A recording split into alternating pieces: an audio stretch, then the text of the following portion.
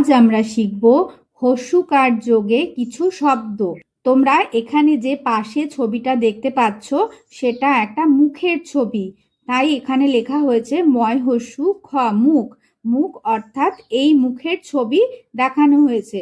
এবার দেখো এখানে যে ছবিটা দেখানো হয়েছে সেটা হচ্ছে কুকুরের ছবি। কয় হস্যু র, কুকুর। এগুলো সবই হচ্ছে হস্যকার যোগের শব্দ। তাহলে চলো আমরা দেখে নিই এই হস্যকারকে আমরা কিভাবে লিখব। এটা হচ্ছে স্বরবর্ণের হস্যু, এবং এই হস্যটাকে আমরা কিভাবে লিখব দেখো, এইভাবে লিখব আমরা কার, হস্যকার। এটা হচ্ছে কার চিহ্ন। তাহলে এটা হচ্ছে স্বরবর্ণের হস্যু এবং এটা হচ্ছে তার কার চিহ্ন। এই কার চিহ্ন কখন ব্যবহার হয়? যখন ব্যঞ্জন বর্ণের সঙ্গে বসে। ব্যঞ্জন বর্ণের সঙ্গে কখনো আমরা এই হস্যুকে বসাতে পারবো না, আমরা সবসময় কার চিহ্নটাকেই বসাবো।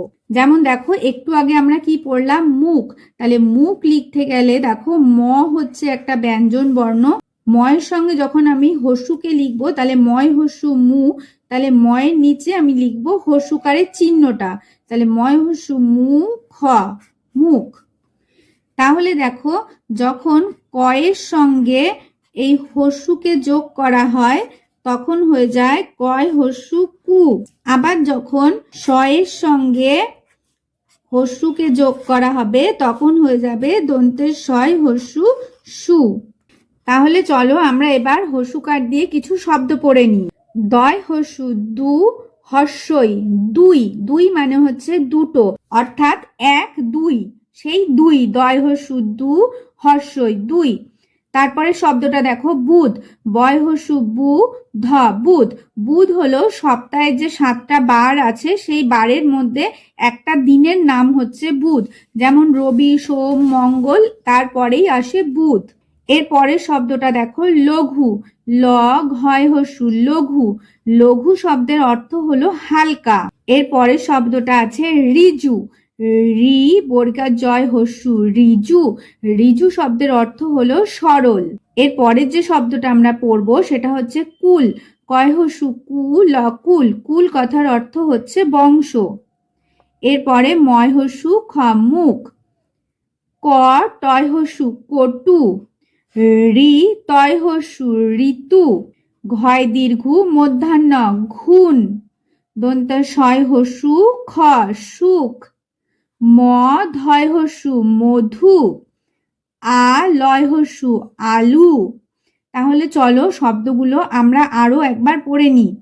দয় হস্যু হস্যই দুই, বয় হস্যু ধ বুধ, ল ঘয় হস্যু লঘু, রি বর্গের জয় হস্যু ঋজু, কয় হস্যু ল কুল, ময় হস্যু খ, মুখ। ক টয় হস্যু কটু।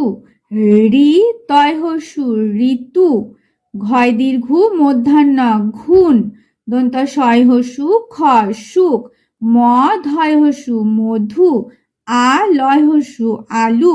তোমরা আমার সাথে সাথে পড়বে এবং আমি ঠিক যেভাবে পড়ছি তোমরাও ঠিক সেইভাবে আমাকে ফলো করবে, তাহলে দেখবে তোমাদের উচ্চারণ নিয়ে এবং বানান নিয়ে কোনো সমস্যা হবে না। এবার আমরা হস্যকার যোগের কিছু 3 অক্ষরের শব্দ পড়ব। প্রথম শব্দটা দেখো কুশল। কয় হস্যু তালবস্য ল, কুশল। তাহলে কুশল শব্দের অর্থ হচ্ছে মঙ্গল। অর্থাৎ কেউ যখন তোমাকে জিজ্ঞাসা করে যে তুমি কেমন আছো, তার মানে সে তোমার কুশল জিজ্ঞাসা করছে, অর্থাৎ তুমি ভালো আছো কিনা, তোমার মঙ্গল জিজ্ঞাসা করছে। এর পরের যে শব্দটা আছে সেটা হচ্ছে বকুল। ব কয় হস্যু ল, বকুল। তারপরে দেখো যুবক। অন্তর্জয় হস্যু ব ক, যুবক। যুবক কথার অর্থ হচ্ছে ছেলে, অর্থাৎ যার কম বয়স। এরপরে শব্দ দেখো মাতুল। ময়াকারে মা তয় হস্যু ল, মাতুল। মাতুল শব্দের অর্থ হচ্ছে মামা।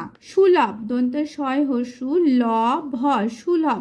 সুলভ শব্দের অর্থ হচ্ছে যা সহজে পাওয়া যায়। এরপরে শব্দ হলো ঠাকুর। ঠয়াকারে ঠা কয় হস্যু র, ঠাকুর। এরপরে শব্দ দেখো কুকুর। কয় হস্যু র, কুকুর। এরপরের শব্দ দেখো পুতুল। পয় হস্যু তয় হস্যু ল, পুতুল। তারপরে শব্দটা হচ্ছে ডুমুর। ডয় হস্যু ময় হস্যু র, ডুমুর। এর পরের শব্দটা দেখো মুকুল, ময় হস্যু কয় হস্যু ল, মুকুল। মুকুল শব্দের অর্থ হচ্ছে কুড়ি। তাহলে চলো এই শব্দগুলো আমরা আরেকবার পড়ে নিই। এটা হচ্ছে কুশল, বকুল, যুবক, মাতুল, সুলভ, ঠাকুর, কুকুর, পুতুল, ডুমুর, মুকুল। তোমরা এই শব্দগুলোকে বারবার খাতায় লিখে লিখে প্র্যাকটিস করবে এবং ভিডিওটা বারবার চালিয়ে চালিয়ে দেখবে যে উচ্চারণগুলো আমি কিভাবে পড়িয়েছি এবং তোমরা আমার সাথে সাথে পড়বে। তাহলে দেখবে তোমাদের আর কোনো অসুবিধা হবে না। তাহলে আজকের ভিডিওটা এখানেই শেষ করছি। এর পরের দিন আমরা দীর্ঘকার যোগের কিছু শব্দ পড়ব এবং তারপরে আমরা হস্যকার এবং দীর্ঘকারের অনুশীলনী প্র্যাকটিস করব। ভিডিওটা যদি ভালো লেগে থাকে তাহলে অবশ্যই তোমরা আমাকে কমেন্ট করে জানাও যে আমাদের ভালো লেগেছে, আমরা কিছু শিখছি। তাহলে আমার নতুন নতুন ভিডিও বানাতে খুব উৎসাহ হবে এবং অনেক অনেক তোমাদের জন্য ভিডিও বানাবো, সিরিজ বানাবো। তাহলে সুতরাং তোমরা কমেন্টে আমাকে জানাও এবং ভিডিওটা ভালো লাগলে অবশ্যই লাইক, শেয়ার এবং সাবস্ক্রাইব করে পাশে থেকো। দেখা হবে পরের ভিডিওতে।